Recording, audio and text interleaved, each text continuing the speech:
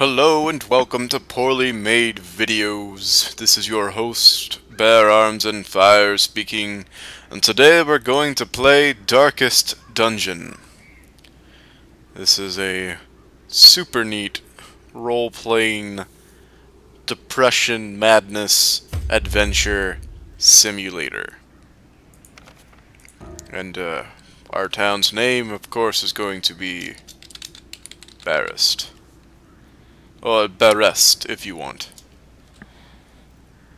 Let us begin. I will explain a little bit about the game, but first, we shall listen and watch a cutscene together while I hold your hand.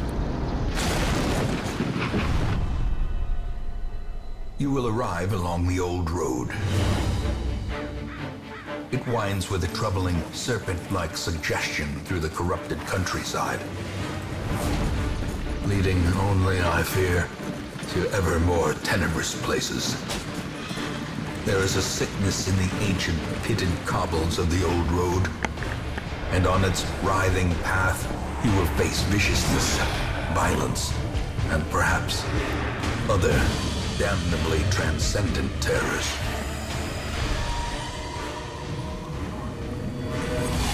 So steel yourself, and remember there can be no bravery without madness. The old road will take you to hell, but in that gaping abyss, we will find our redemption. Alright, so that's just a little intro for the atmosphere of this game. The story of this game is that there's a caretaker of the estate, actually an owner of the estate, he was the owner of the estate, who has sent a letter out to his family, any of his relatives, to come and help reclaim their estate after eldritch monsters, as well as other things, took it over due to his experimentation and finding a portal to another world underneath the estate. Part of the game is managing stress. Our heroes are not super invulnerable, awesome people. Adventuring takes their toll. And we kind of grow attached to your person. And so, a really cool thing is that you can rename your people, and they die forever when they die. So this is kind of Nuzlockean, if you will. So I'm going to go ahead and name these people. This guy's name's going to be Henry. And this guy over here will be Jacob. I'm naming the units after people in my life, including myself. And if you know who I am, then these lanes, you know keep to the side path. The hamlet is just ahead. One thing about this game is it features intermittent narration by the narrator, and so he and I might talk at the same time, just because I never know when he's gonna talk. He talks pretty much. He's got cues, I think, but they're kind of random. This thug in brutal fashion, that all may hear of your arrival. So I'm clicking through this stuff fast, I guess, because I've already read it. But oh god damn. So when the enemy gets a critical, that gives us stress as well as increased damage. When we get criticals, or sometimes just defeating enemies, we heal stress damage. And so, we'll have Jacob check their tent for valuables. Leave nothing unchecked. There is much to be found in forgotten places. Sorry for coughing. I'm still getting over a bit of a sickness, which is kind of why I haven't been uploading things lately, as well as other reasons. Oh, we got surprised. This isn't. The rightful owner has returned, and their kind is this is new. Welcome. I don't know what this means. Is one up here? I guess it's a turn counter? Huh.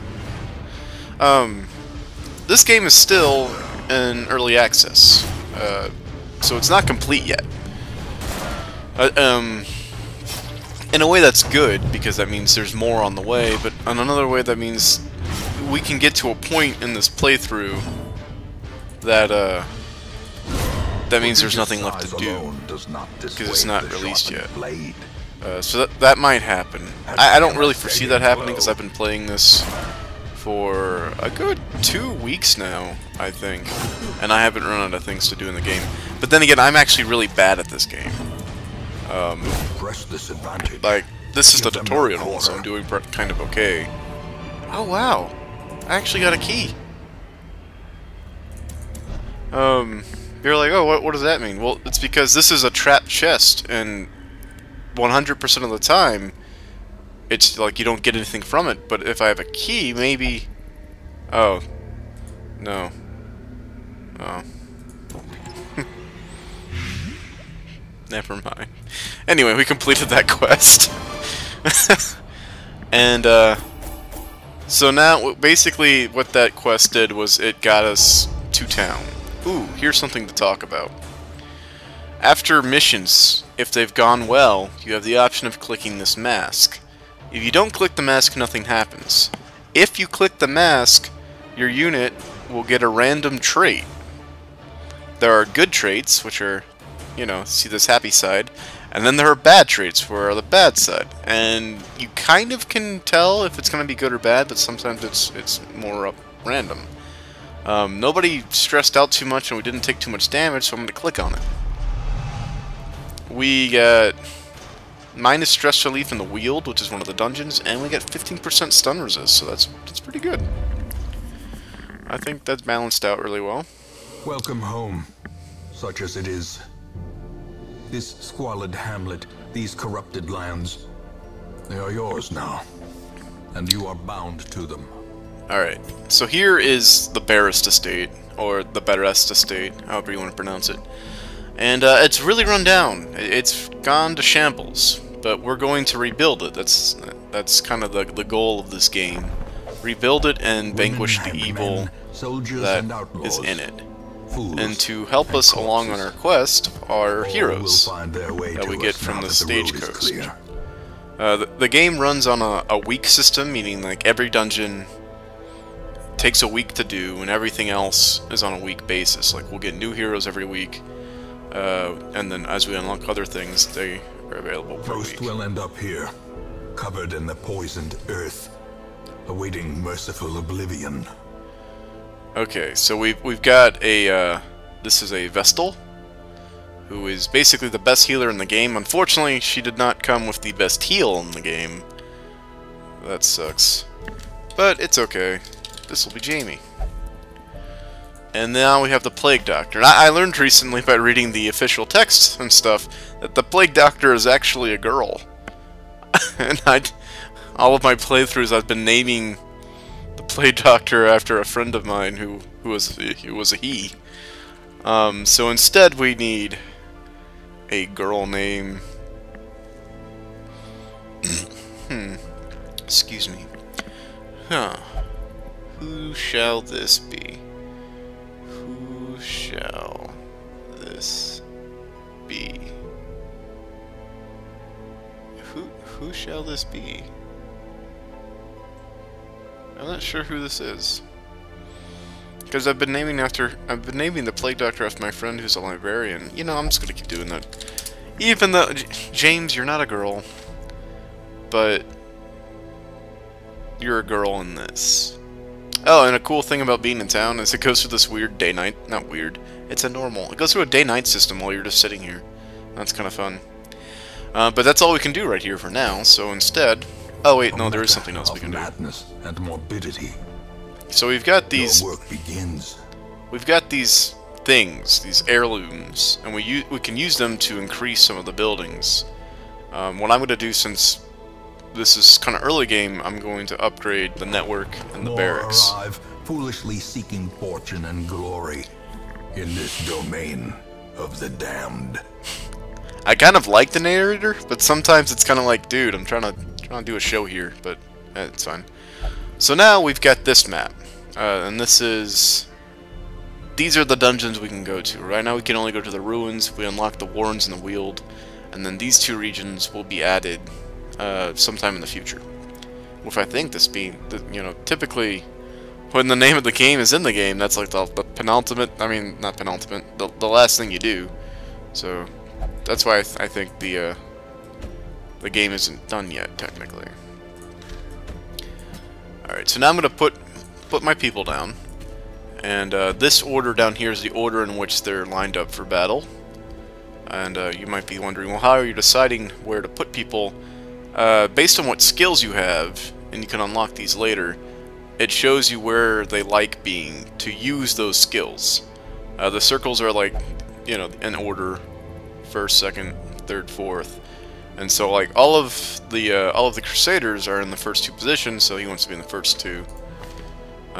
This guy could be 2 or 3rd. This could be in 3rd or 4th, and then she's kind of all over the place because, like, I didn't really choose these skills, so there's one that's kind of in a dumb place.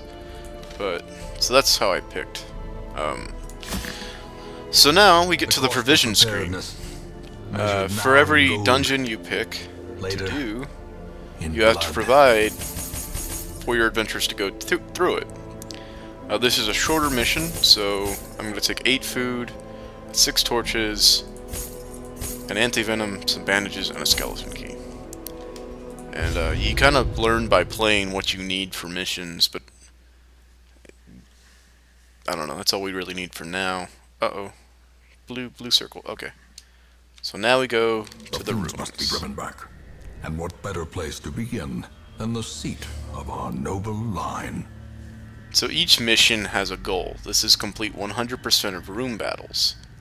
You can see down here is your map.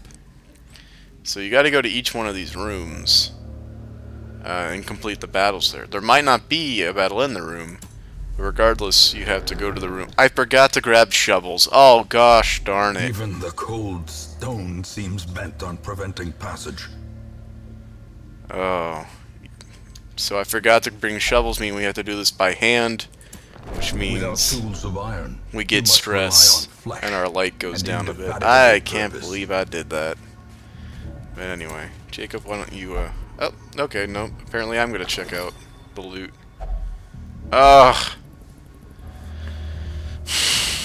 So, one of my traits for this character is kleptomaniac. He's prone to stealing items, meaning he might get items for himself. I guess this is a good time to talk about the lighting system. Depending on how much light there is, depends on a lot of things. Stress will go up the darker it is, monster accuracy and damage will go up, but the darker it is, the more loot and the more your players crit. Now the lighter it is, the more you have a scouting chance by visiting rooms, and the more you can surprise monsters by getting like a first turn.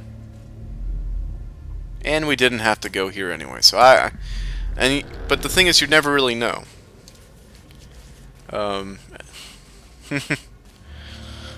But we're off to a pretty good start, I think. I mean, not the best of starts, but still a good start. Alright, so we'll have you open this with the skeleton key to get some... We got some busts, which is cool.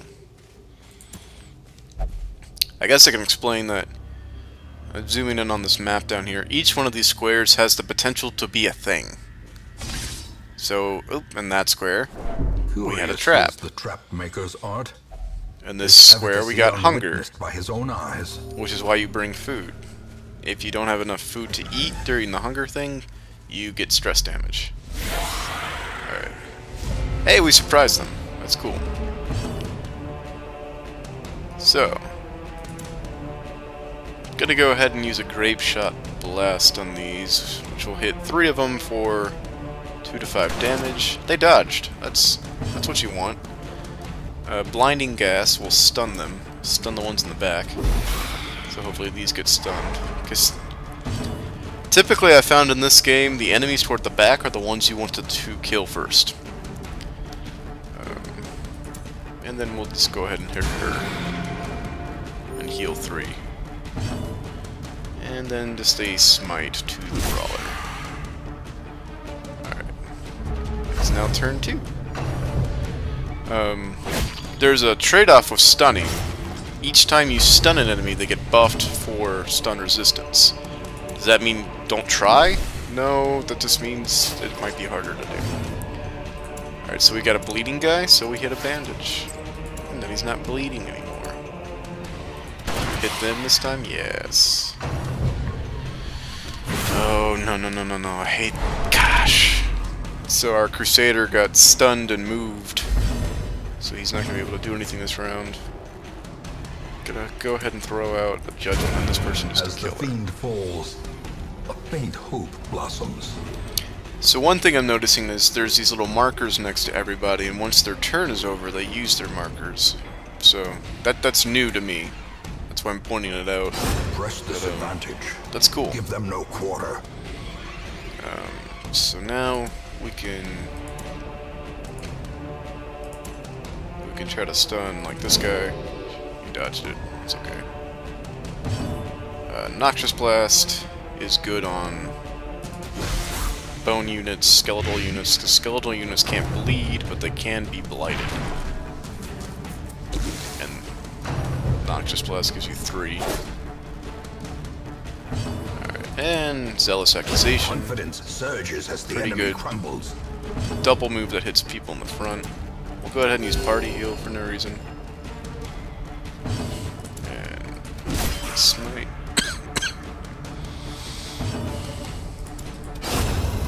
Alright, pretty good battle.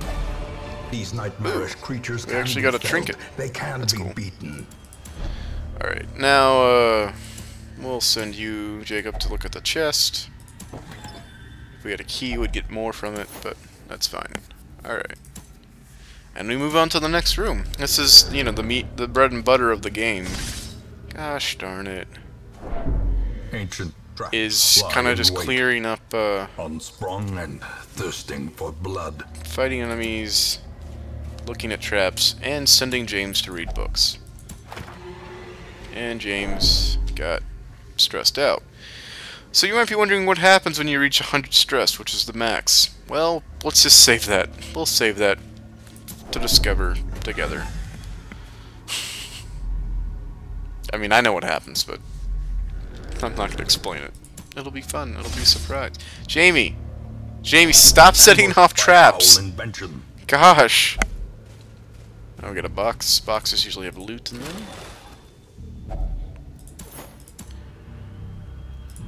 Yeah, I think we'll pop a torch. We are probably going to run out of torches. Because I didn't take enough. But that's okay. Then that might mean we get better items toward the end. Nothing here. No scouting bonus. Well, we'll just move on. I'm thinking there's probably... Oh, no, no, no. Okay. There's probably one room left, I'm thinking. Death waits. Oh, for the gosh. slightest lapse in concentration. Go ahead and do a grape shot.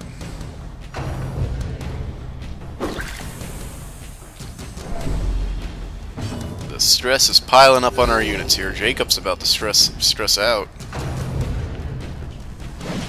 And he's pretty close to death too, but I mean, what's death? Death is nothing in this game except for everything. Hell, kill both of these guys. Like I said, one will be alive after. I don't know. Noxious Blast this guy for the guaranteed kill, hopefully. Yeah. So he dies on his next turn. A victory. Perhaps the turning point. Party heal it up. To keep Jacob from dying, hopefully.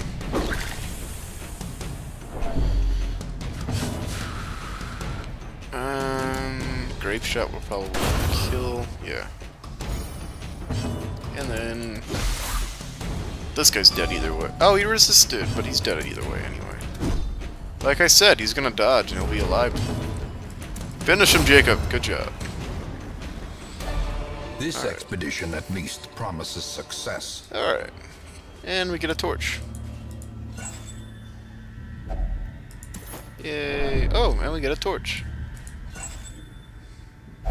Yay. Pop one. And before we go into another room, we'll pop the other. Alright. No surprises here. And now we get to the annoying part of the game. Enemies that can move you around. So, you know, you got that perfect party composition, but... oh my god! Party heal! Oh... Sorry, James. Noxious Blast on this guy because he has more health. This guy doesn't... Oh, stop missing, everyone! Stressful incantation. So this is gonna happen. Jacob's resolve is tested. He's focused!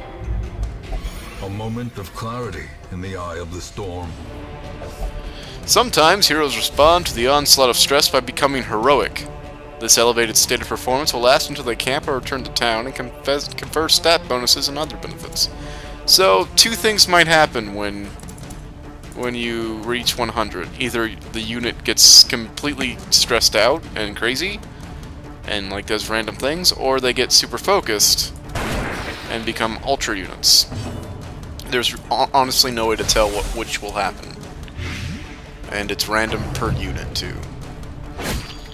So, I think the first time you get it, it's like always good, but that could have been bad.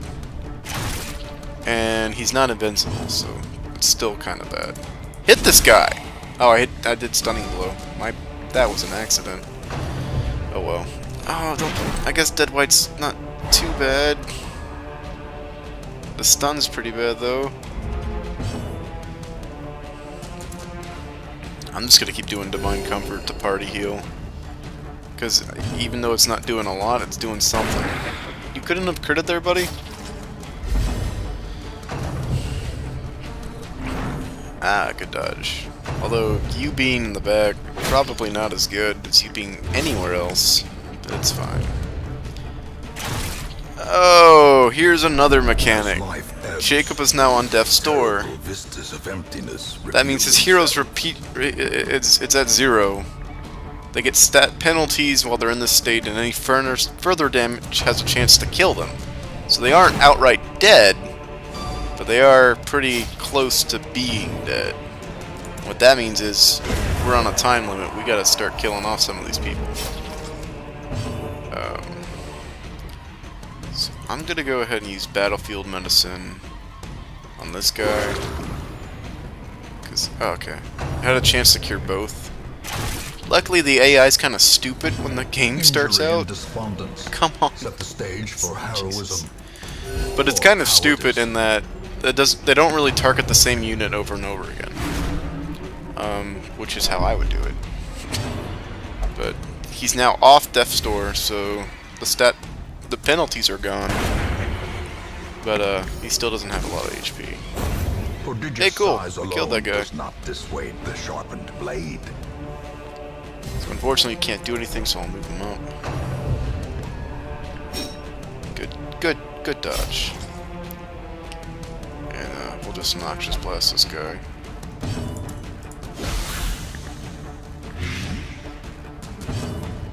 Party heal? This is probably the last fight in this mission. Oh my gosh! Good critical hit there, buddy. Alright. Trifling victory. We got some die. But a victory for a jester. Yeah, see, last quest. And this is a locked sarcophagus. Anything that says locked in it, 9 times out of 10, it's trapped. I'll try it anyway. Yeah, that wasn't worth it. And then we'll just leave. I don't want to... There's not really any point to sticking around once the mission is over, because that means the big treasure items are probably already collected. So in this case we got 8 bust, a portrait, and 8 crest, and 2,000 gold, on top of 3,000 gold and the stuff up here, so that was pretty good. Now, here's a gambly thing. Jacob was really stressed out, so probably, more than likely, this will be bad. James didn't really have that much stress or damage, so like, if I were playing smart, I wouldn't click on this and I'd click on these two, but I'm just going to click on all of them. Hey, it was all good. What do you know? Range plus 10%, plus 15 damage in the wield, and plus 10 death blow resistance. That's really good, all around. Go team. You guys have a positive outlook on life, I suppose. I can still see their angry faces as they stormed the manor. Alright. But I was dead before they found me. Sorry. And the letter was on its way. Yes. So, now we're going to learn about stress management. We've unlocked the tavern and the abbey. The cobwebs have been dusted, the pews set straight. Okay, Mr. The abbey calls to the faithful. This is where we send our units to relieve stress. Based on some of their quirks, like this Henry will only pray for stress release, but that's how they get rid of stress. And it takes a week's time. Pretty much everybody here needs to go, but we don't really want to do that. So what I'm going to do is, and these buildings can be upgraded as well. A man in a robe, claiming communion. So I'll go with ahead the and divine. send Henry. Madness. Fresh kegs, cards, and we'll see who rooms we have promise coming in. solace to the weary and broken alike. We've got a grave robber, another crusader, A mighty and an sword occultist. arm anchored by holy purpose. We'll check A zealous those guys warrior. out next mission. But the point is, we only need one person to stay behind, so that's probably going to be Jacob. Because Jacob has the least amount of stress. Everybody else we're probably going to send out to the bar, brothel, to get stress relief. And I think that's going to do it for this episode. I think I'm going to limit it to about 1 to 2 missions per episode, just so that the episode lengths don't get too long, which makes it easier on me to like record and also to edit, and it's not too much on you guys to watch, I guess. I really don't know what I'm saying. But for now, this has been Bear Arms and Fire, playing the Darkest Dungeon, and I hope you've enjoyed it, and will tune in again one day to watch another edition of it. So until next time, goodbye.